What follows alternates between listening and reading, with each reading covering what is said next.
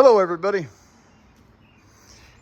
The first thing we're going to do today before I show you the changes that I've made is I'm going to show you what I know are to be DZUS channels, DZUS studs and whatnot versus quarter turns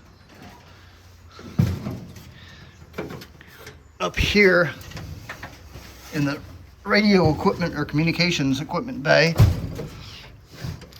These are what I know as DZUS. They're quarter turn, but they're, if you turn these guys like so,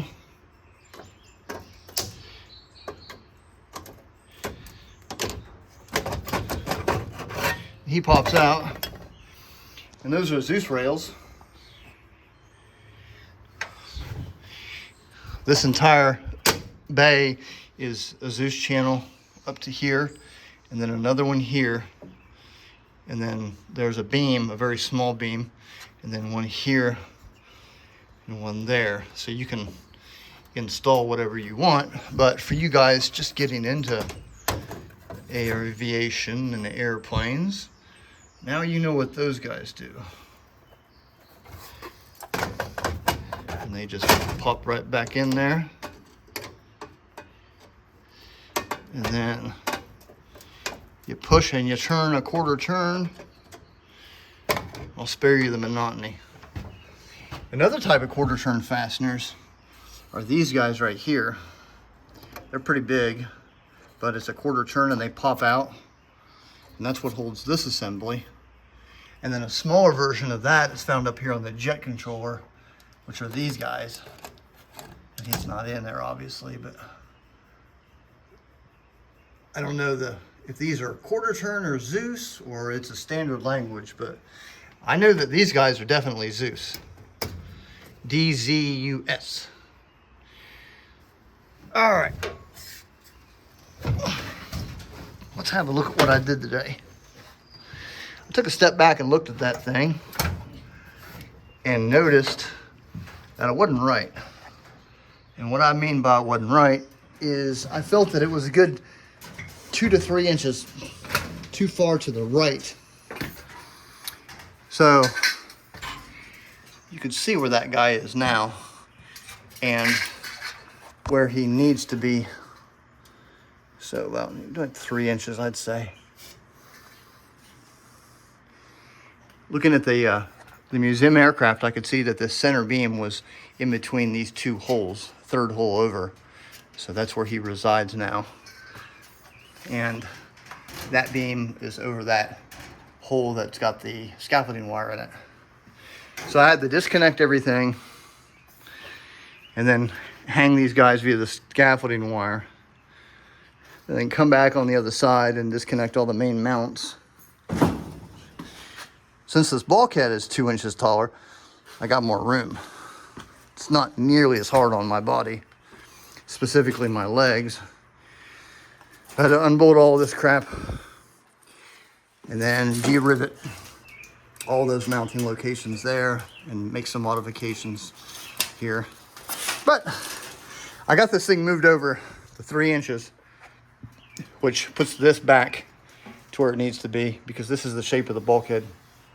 I assume it's going to be like that. So I know that that goes like that and attaches there.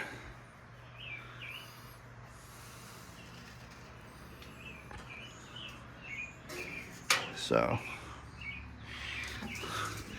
then I came over here and fiddled around with this thing all day.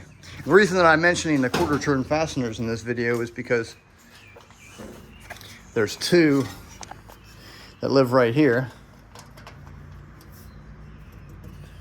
And they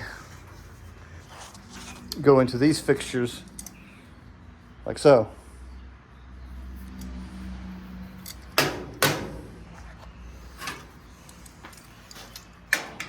I was looking for some kind of a mount.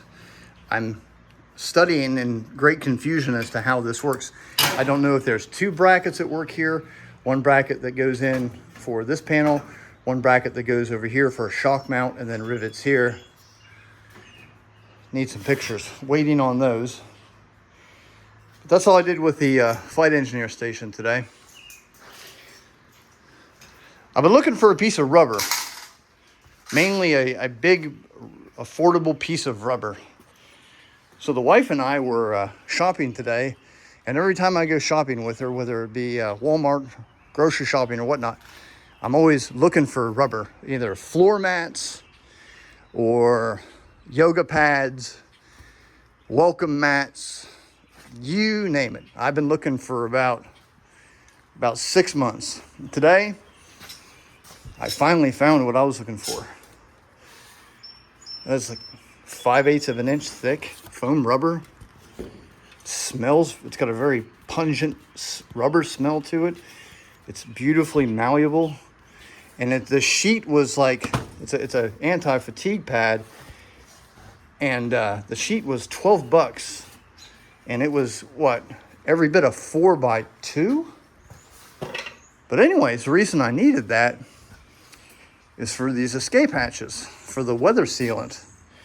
Now, mind you, when I get my aluminum in, I need to make this ring all the way around here to hold this plexiglass down and really squeeze this stuff in. But it's gonna puff out around the edges, which fills in these gaps, and it just creates a very nice seal. And the best part is the handle down here. When you open and close it, I mean, it's in there, great, and it locks. I mean, that's it. That's what I'm looking for right there. But when I open her back up, it kind of lends an explanation as to what these are here for. This wheel, it does kind of steady it on the frame. It's a bear to open. Well, it's not a bear, but it's not as smooth as it is on the SAC film. Let's say that, which that was a big mock-up. I don't think they use real B-36 whatnots. But anyways, and now it's locked in there, and that'll go up under the glazing once it's installed.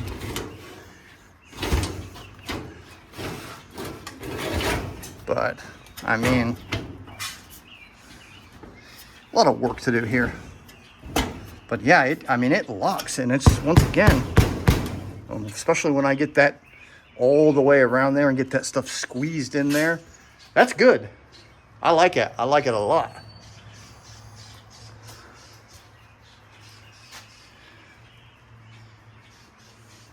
One less thing, right? And there's that guy. And mind you, her eyes are going to be beautiful once I get that strip of aluminum cut and those screws countersink all the way around there, and that's going to be nice.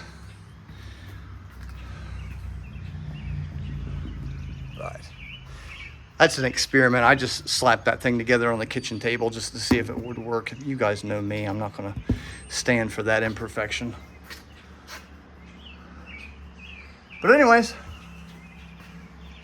I got a project that I got to focus on coming this week. I've got to build a F86H main instrument panel for a guy who's commissioned me for my work. So I believe I'm going to show some snippets of that. I don't know how much of the B-36 I'm going to work on. We'll see. And we'll see y'all next time.